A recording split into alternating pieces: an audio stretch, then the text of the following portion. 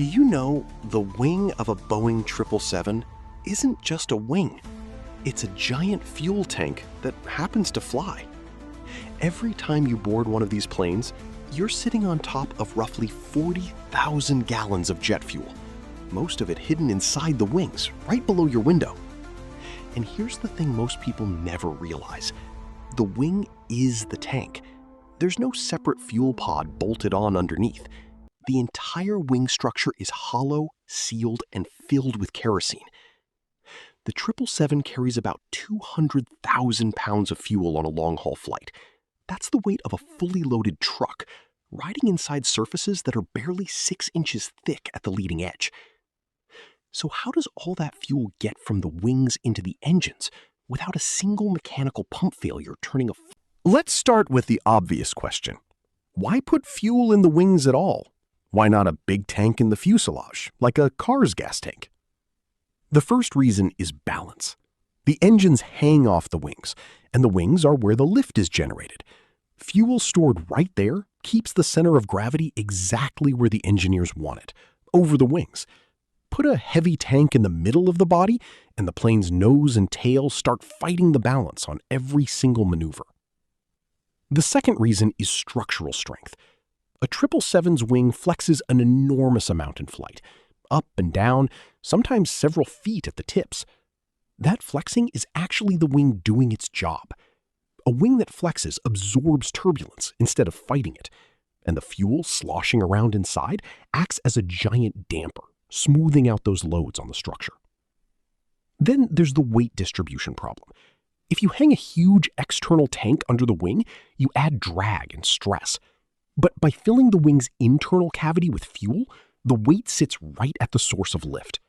No extra drag, no extra structure, just clever use of space that was already there.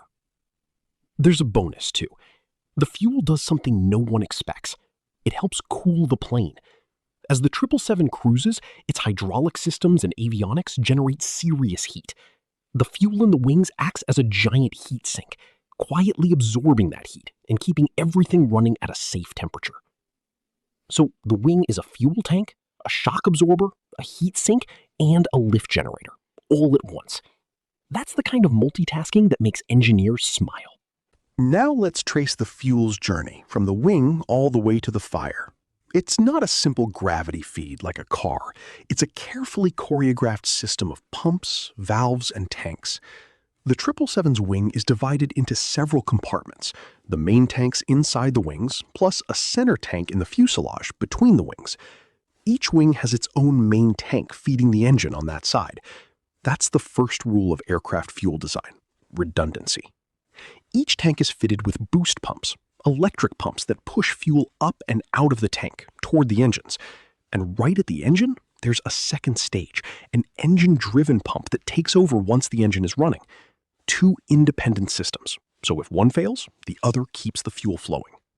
But the fuel doesn't just go straight to the engine. Along the way, there's a heat exchanger.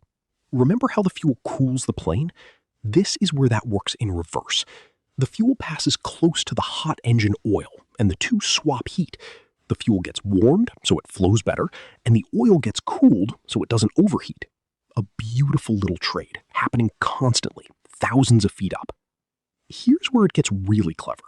The 777 can actually burn fuel from the center tank first, keeping the wing tanks full longer. Why? Because full wing tanks put more weight right over the wings, which reduces the bending stress on the wing during the most demanding parts of the flight, takeoff and climb. So the flight begins by draining the center tank.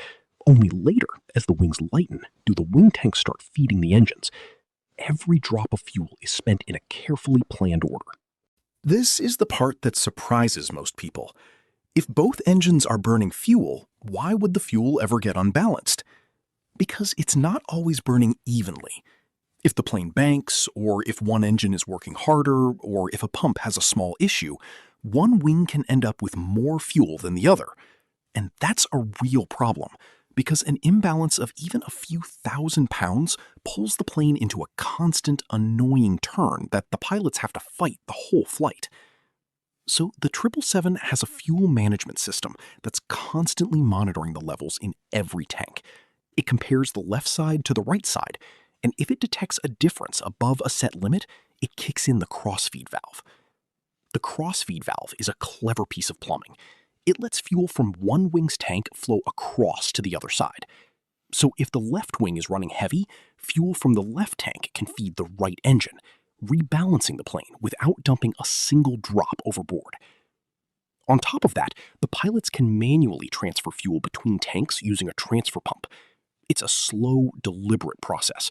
You don't want to slosh fuel around mid-flight and shift the center of gravity by accident. The system does it in small, controlled steps. There's also a set of one-way check valves throughout the system. They make sure fuel only ever moves in one direction. Because in an aircraft, a backflow of fuel isn't an annoyance. It's a potential disaster. Now, the question everyone's thinking, why doesn't all this fuel turn into a fireball? A wing full of kerosene sounds terrifying. The answer is that jet fuel doesn't behave like gasoline. Kerosene has a much higher flash point. It won't ignite easily at normal temperatures. You can drop a lit match into a pool of jet fuel, and it will likely go out. It needs to be heated to a high temperature, or atomized into a fine mist, before it becomes truly dangerous. But the engineers didn't rely on luck. The fuel tanks are full of safety features. Every tank has venting and surge protection, so pressure can't build up. The tanks are also protected against static electricity, a real threat when fuel flows through pipes and builds up charge. And here's the cleverest one. Remember those boost pumps? Modern jets, including the 777, have a requirement that the pumps can't run unless fuel is actually present around them. Why? Because a pump running dry, with fuel vapors and air mixing around a hot electric motor, is exactly the recipe for an explosion. So the system makes sure the pumps are always submerged in fuel, where there's no oxygen to support combustion. There's also a lightning protection system in the tank walls, and the entire system is designed so that even if a tank is punctured, the fuel doesn't pour out in a way that feeds a fire. Every single one of these layers, the fuel chemistry, the pumps, the venting, the static protection, exists to make one guarantee. The 40,000 gallons under your seat stay calm. So, next time you look out the window and see the wing flexing on takeoff, you'll know what you're actually looking at. You're watching a 200,000-pound fuel tank doing its job as a wing at the same time. That's the beauty of engineering. The most elegant solutions are the ones that make one thing do 5 jobs. The 777's wing isn't just lifting the plane. It's storing its fuel, cooling its systems, absorbing its turbulence, and balancing its weight. All at once, thousands of feet in the air. And the system that moves that fuel, the pumps, the crossfeed valve, the heat exchanger, the submerged pump safety rule, is a masterpiece of redundancy and clever design. Every part has a backup. Every process has a plan. Nothing is left to chance. If you enjoyed pulling apart this system, there's plenty more where this came from. Hit subscribe so you don't miss the next one. And if there's a machine, a system, or a vehicle you've always wondered about, drop it in the comments. I read every single one, and your idea might be the next video. Thanks for watching, and I'll see you in the next one.